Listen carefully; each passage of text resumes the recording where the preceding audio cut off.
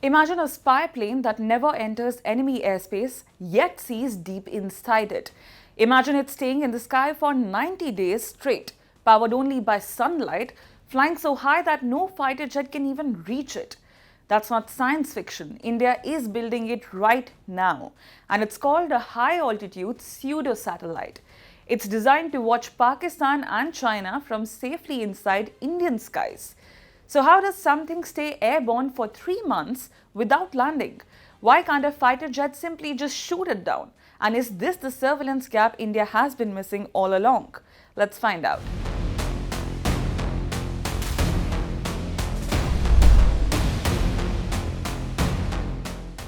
Think of this new surveillance equipment as something between a drone and a satellite. It's called HAPS, or High-Altitude Pseudo-Satellite. It flies in the stratosphere roughly 17 to 25 kilometers above the ground, much higher than any commercial airplane, because it runs on solar power during the day and stored battery power at night. It doesn't need to land for fuel. That means it can simply hover over one spot, watching continuously for weeks or even months at a stretch. India's National Aerospace Laboratories already flew a smaller test version with a 12-meter wingspan for over 8 hours. The full-sized version with a 30-meter wingspan is being built to stay airborne for 90 days straight, and India's target is to have it flying by 2027. The Defence Acquisition Council has already cleared the purchase of this technology for India's armed forces. Here's the clever part. Normally, if India wanted to see deep inside Pakistani or Chinese territory, it would need a plane or a drone flying over that territory, which is a direct violation of another country's airspace, something that can trigger a diplomatic crisis or even a shoot-down. HAPS solves that problem completely. Because it flies so high, its powerful cameras and sensors can look sideways and downward at a steep angle, watching military convoys, air bases and logistics routes as far as 20 kilometers inside enemy territory, all while the aircraft itself never leaves Indian airspace. So no border is crossed, no treaty is broken, but the intelligence gathered is just as useful as if it had.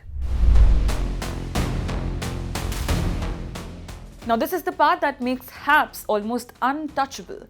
Pakistan's fighter jets, the F-16 and the JF-17, can typically fly up to about 50,000 to 60,000 feet.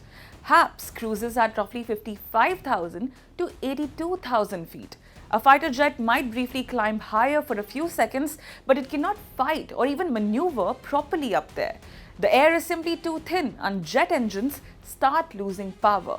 In other words, the very altitude that makes HAPS slow and vulnerable to a very few specialized weapons is also the altitude that puts it completely out of reach for almost every fighter jet flown by Pakistan or China today.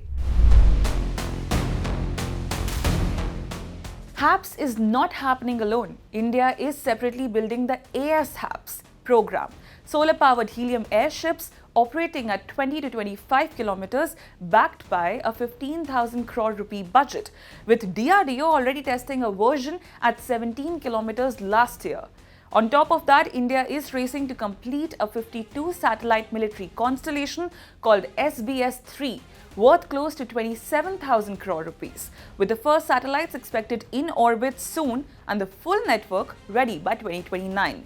That push got a major push after Operation Sindoor last year, when India realized how much it was relying on foreign commercial satellites just to track troop movements during an actual conflict. China, by comparison, already operates an estimated 300 military satellites to India's roughly dozen, which is exactly why India is filling the gap with something satellites cannot do easily. Staying fixed over one exact spot for months, cheaper to launch and far harder for anti-satellite weapons to target. So here's where this actually lands. Ground radars already let India peer 500 to 600 kilometers into Pakistani airspace. Satellites will soon watch from orbit, and now HAPS fills the gap in between, low enough to see clearly, high enough to stay untouched, and patient enough to watch for months without blinking. Modern warfare increasingly rewards the side that sees first. And in a future confrontation between India and Pakistan or China, seeing first could determine who gets to act first. The question that remains is simple. Once India has eyes that never sleep and never cross a single border, how much will that change the way its neighbors plan their next move? If they had a nuclear weapon, The old rules are breaking. Alliances are shifting. Apologize again to the victims of the paedophile Jeffrey Epstein. Wars are redrawing maps. Oil routes can shake economies overnight. One election in America can impact markets in Mumbai. no tax on tips. One move by China can alter the balance in Asia. One conflict in West Asia can hit every Indian household. This is no longer a distant story. This is our story. Your story. Because for the first time in decades, India is not watching from the sidelines. India is rising. India is negotiating. India is balancing rivals. India is building military strength. India is shaping trade routes. India is becoming central to the new global order. And yet, most global news is still told through someone else's lens. Washington's lens, Beijing's lens, London's lens. But where is India's lens? Where is the platform that explains the world from our perspective? Welcome to India's Axis, a new destination for geopolitics, strategy and power seen through India's eyes. From Neighborhood Watch to the biggest global stories that matter to you. Why tensions in the Taiwan Strait matter to India. How one move by China can affect India's security. What turmoil in Pakistan means for regional stability. How Bangladesh, Sri Lanka, Nepal, and Bhutan shape India's neighborhood. Why oil choke points can hit your wallet. How wars abroad can reshape India's security. This is not noise. This is not shouting. This is not recycled headlines. This is sharp, intelligent storytelling. Daily explainers, war room analysis, strategic conversations. Because news is everywhere, but perspective is rare. And in the age of confusion, clarity is power.